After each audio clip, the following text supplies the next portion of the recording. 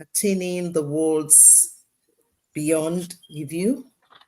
We are reviewing chapter 37, Understanding Our True Nature. We have been having discussion about it just before we came on live. And I think for me, when I read this chapter, I can't help but to go back to chapter 1 because it makes sense to link it back to chapter 1, which started off describing the nature of the Creator. The nature of the Creator is altruistic. And I remember that chapter did say that it is inconceivable for a person to even think that they will be altruistic without expecting anything in return. But yet, the purpose of creation is for us to achieve this. Understanding our true nature then becomes a big issue for us because we have to dovetail what it says about us in this chapter and what the Creator is. And so, as for me, I was looking at this and thinking about the Creator is altruistic. What is the nature of a human being? And what is the plan and the goal of creation? So these three pictures have to be in one's mind, especially if one is in pursuit of spiritual attainment. Of course, if you're not in pursuit of spiritual attainment, none of this matters because you can just live your life as you are now and you'll be fine because the ego will be the driver of your life. But how do you exit the ego when that is the biggest blocker? And we've talked about this in previous chapters. So therefore, this chapter for me, the very first point I picked up was where it says, in order to attain the goal of creation, we need to feel a hunger without which we cannot taste the whole depth of the pleasure that the Creator wants to give us. And it's a very, very sublime statement because the statement itself, what it's saying is that one can never feel the pleasure, enjoy the pleasure of the Creator if one doesn't attain the same quality as the Creator. And as soon as I read that, I remember saying, okay, well, what is the solution here? The solution has already been given to us in previous chapters. So it's no use talking about the ego, the ego, the ego. But there's something here that we suddenly begin to look at where it talks about fear. It introduced the concept of fear here, that at the end of it all, when we are faced with challenges, we believe that the challenges are from other sources other than the Creator. We never actually recognize, we never reach this point where we can say everything that is happening in our world is actually the Creator. The Creator is behind everything. In other words, there's no other force other than the Creator responsible for everything that's happening. We never, if you and I have a disagreement over something now, if something was to go wrong now, I would probably be pointing finger at you. I will never be talking about a force that's walking through you in order to correct something in me. Because the force that is walking through you, it's going to correct something in me if I am in pursuit of spirituality.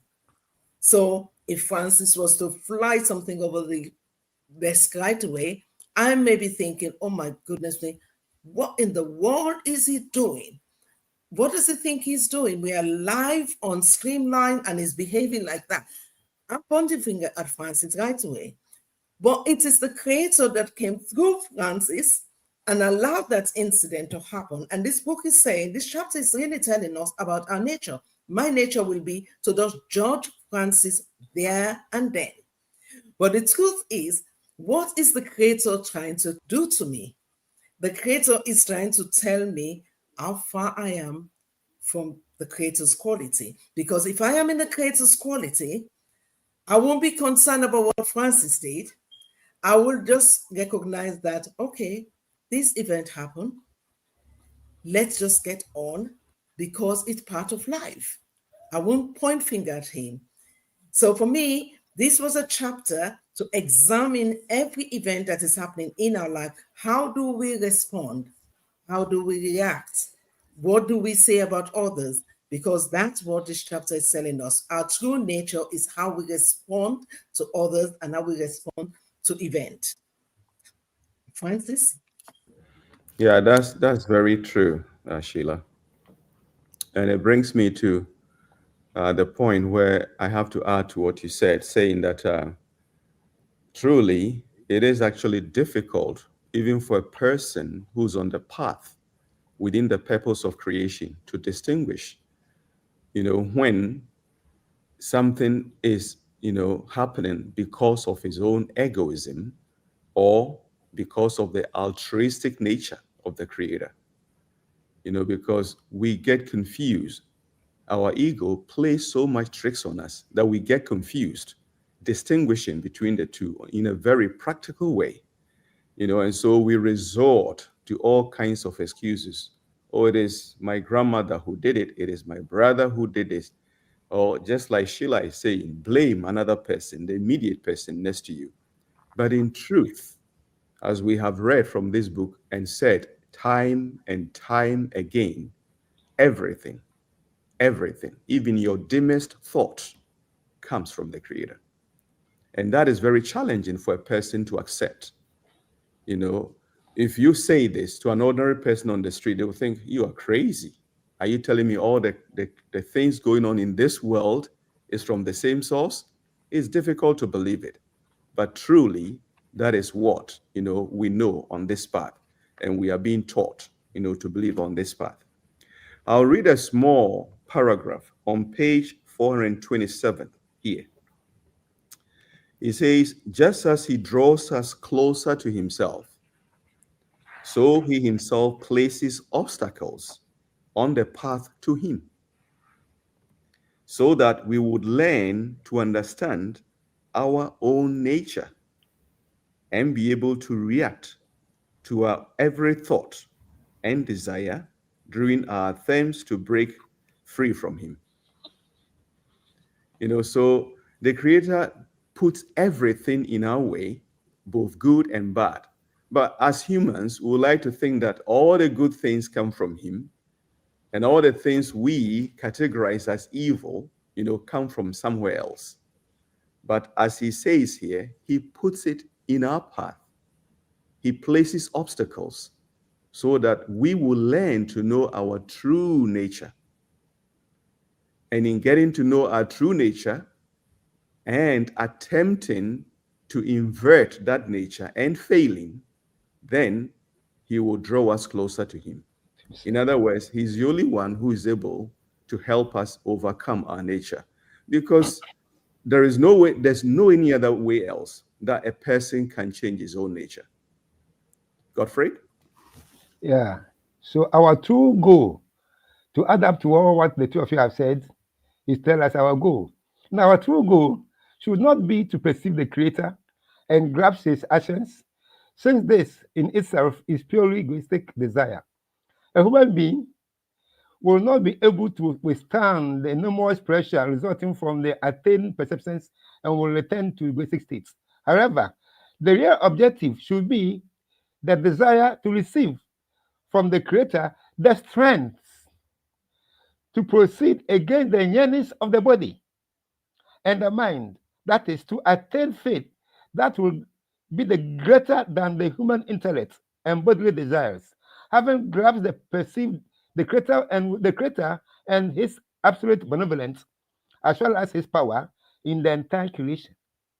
We should choose not to see the Creator in all his glory because of his dominance, but because we have faith in him, that because there is none else but him, because all the obstacles he gave us is for us to draw him us to himself, and therefore the obstacles are gifts. How we can perceive these obstacles as gifts is what this book tells us.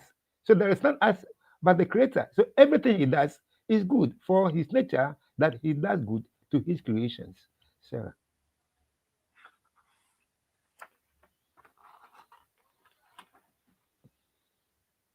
Okay, I think I'm going to talk about this business through the faith element, because ultimately, the book is saying, the chapter is trying to tell us that there is no other force that is operating other than the creator. However, we don't feel that. We feel our ego. And the only way we can begin to feel the truth is by exiting the ego. And the element of faith we talk about here is to go above the intellect, the feeling, the knowing that one has by default, which is all within the five senses, because everything outside the five senses is truth, and anything within the five senses is not true because it is based on my own feeling. And so, to go, the greatest gift to become an independent person that is walking altruistically is to master the habit of walking outside the five senses, which is going above one's own intellect and feeling. In fact, I remember page 427 actually says the acid test to know if a person is acting altruistically is to check the mind and the heart. If the mind and the heart are always in sync and supporting an action, the chances are you're walking in the ego. Because when you're not walking in the ego, there will always be a discontent. In other words, there will be a disalignment between these two things. You want to do something, or an existing force is there telling you, why do you want to do it? What benefit it is for you? Do you see anyone else doing this? And if you don't have that resistance, it's a good chance you're actually operating in the ego. And I like the way Dr. Lightman actually bring it to our attention that when we are in pursuit of spirituality, we should always be aware of whether or not our intention is for the contentment of the creator, for the contentment of others, or the benefits of others, or for ourselves. Because we can fool ourselves so often to believe that we are doing something for others, but in truth, we are not doing it for others. We are doing it for ourselves. And that will not lead us to the spiritual path, because spirituality is outside us. It is not within a person. If I do something that I feel pleasure doing, automatically, if I feel it within my five senses, it is the ego.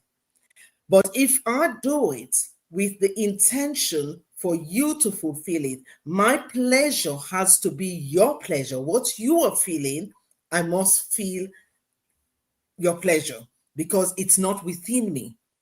And I remember, I don't know whether, Francis, you recall, when we started doing this book dissemination activity, there was something very surreal when the students were asking, some were posting questions. The joy was just feeling the excitement of someone relating to what we are talking about in the book, rather than us feeling good about ourselves. So anyone who's watching this, if you want to attain spirituality, you always have to remember that anything you feel in your five senses, if you believe in your own strength, that what you have done is your own power, that's a good sign you're working in the ego as well, because your confidence is in yourself. It is not, and this book, this chapter tells us that everything actually that we're doing, the power comes from the creator.